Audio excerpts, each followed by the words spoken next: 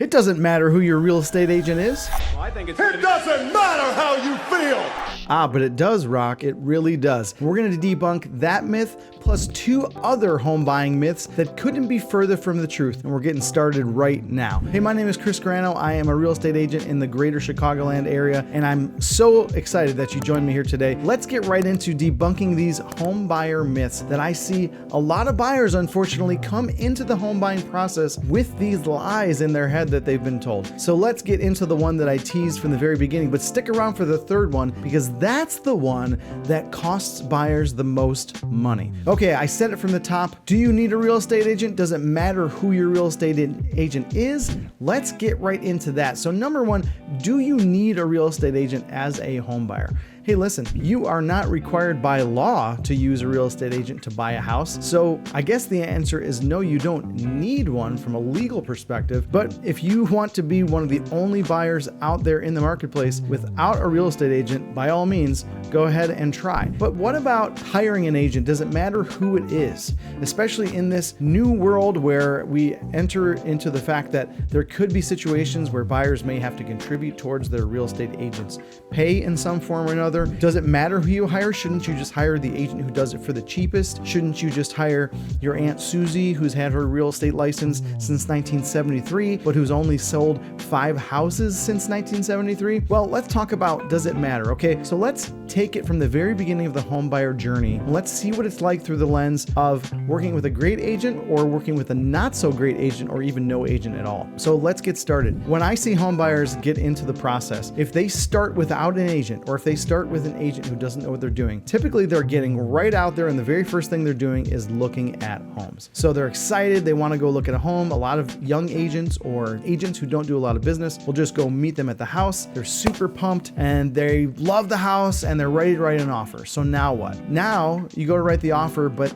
you don't have a pre-approval and you get the pre-approval, but you realize you're not qualified for enough to buy that house. Or maybe you are, but your agent didn't take the time to find out about what's going on with that house. And maybe there's some serious issues with the house that you could have known about ahead of time. Or maybe you show up to the house and you realize it backs to a truck stop. Why didn't your agent tell you that before you got there? So there's a lot of things right off the bat, just in the showing process, that working with a great agent will help you as opposed to working with a less experienced agent or no agent at all. Now, let's get into the offer process, okay? So let's say you do write an offer on this great property and you find out that there's other buyers that are interested. Well, number one, I see situations all the time where less experienced agents don't even find out if there are other offers and their buyers miss out altogether. But let's say you did find out there's other offers on the table. Now what? How do you win in this seller's market with all these other buyers in the mix? Well, a great agent is going to prepare you for that situation. And even backing up one step into that first part of the scenario, a great agent is going to meet with you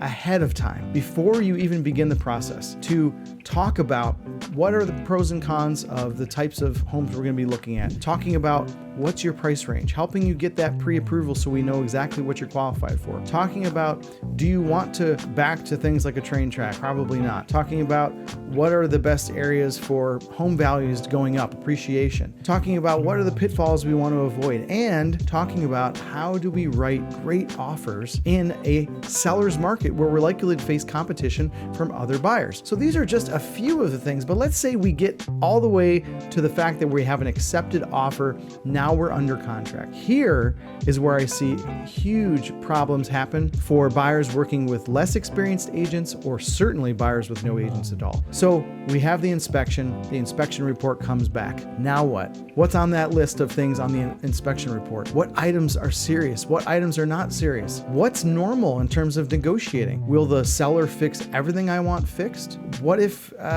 there's other offers and there's pressure on me and I probably can't get all the things that I want fixed? How do I approach it then? What do I do in terms of looking forward to the future and protecting myself against appliances that might be dying or a furnace that's on the older end end of its range. Great agents will prepare their buyers for all of these issues way before and certainly during the process, because the inspection and attorney review period is the place where I see most deals fall apart, especially without the guidance of a great agent. So listen, there's a lot more that goes into it, but these are just a few of the pitfalls of not working with a great real estate agent to buy a house. So does it matter who your real estate agent is? Absolutely. And a little bonus content on this one, okay? A couple of questions kind of like that one. Does it matter who your mortgage lender is? Absolutely. There's so much I could go into this. We could shoot a whole nother video, but who your mortgage lender is may very well likely decide if you're even going to have your offer accepted,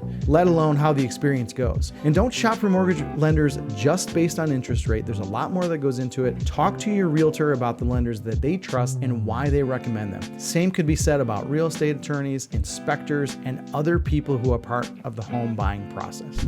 All right, let's get into myth number 2, and that is you've got to have 20% down or more to buy a house, right?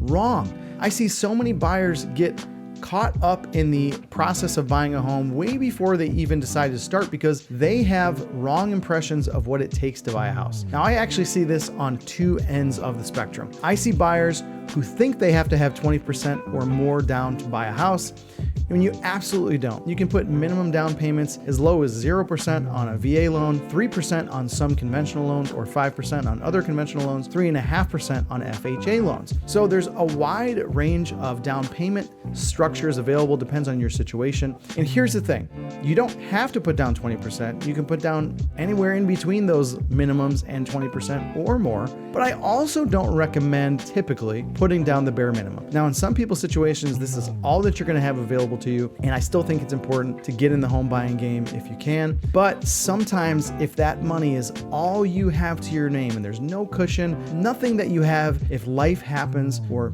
something happens where you need to tap into an emergency fund and you have no emergency fund because you spent it all on the down payment, that's not a great situation either. So don't fall into one of those two lending myths where you have to have 20% down or hey, just put down the bare minimum. Ideally, you want to put down as much as you can while still leaving yourself a cushion for a rainy day fund. Okay, let's get into home buying myth number 3.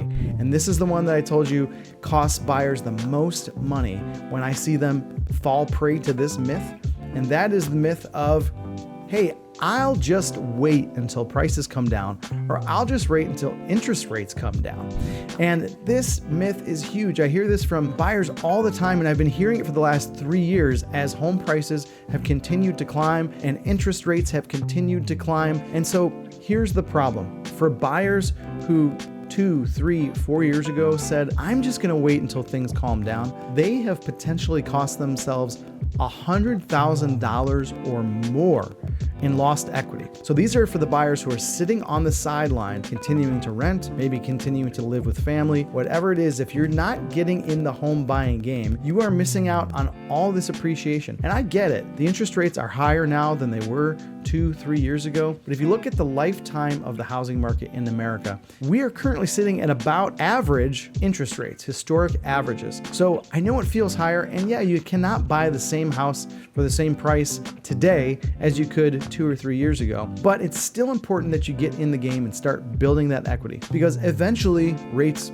will fall. And what's going to happen to prices then? They're just going to go even higher. So let me burst your bubble about the housing bubble. And that is, there is no housing bubble. At least not now there isn't. There was back in 2008 for a very different reason. We had very, very low demand, very, very high inventory, and all kinds of games being played with loans and appraisals and shady things that was causing the real estate market to raise to a bubble where it did eventually burst. Now, here in the 2020s, we are in a much, much different scenario. We have all-time low inventory, incredibly high demand, even with higher interest rates. And if the interest rates come down, the demand will only go further through the roof, making prices go up and making it even harder on buyers. So don't miss out. Don't lose out on all that equity you could have been gaining. Get in the home buying market now, even if you have to buy a smaller or a less expensive home than you might have been able to buy a couple years ago. Get in the game now, and when you're ready to move up to the bigger, more expensive house down the line, or when interest rates fall, you can refinance your current home. That's the time to do that, but now is the time to get in the game. Hey, I hope you enjoyed these myths. Sorry that we had to burst your bubble on these ones. If you have any questions, reach out to me. I'm happy to help.